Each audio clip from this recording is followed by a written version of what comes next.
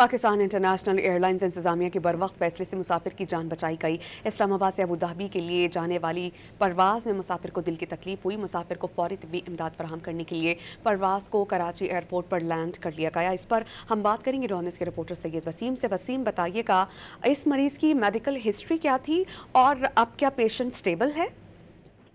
جی بالکل، بتایا جا رہا ہے کہ بلند فشار خون کا جو مریض ہے یہ بلڈ پریشر مریض تھا، جس کو پی آئی اے انتظامیہ نے بروقت کارروائی کرتے ہوئے یہ پرواز تھی پی آئی اے کی اسلام آباد سے ابوظہبی جانے والی، جس کا نمبر ہے PK261، جس میں مسافر محمد صداقت کو دل کی تکلیف ہوئی اور مسافر کو فوری طبی امداد کے لیے پرواز کو کراچی ایئرپورٹ پر اتارا گیا۔ صورتحال کو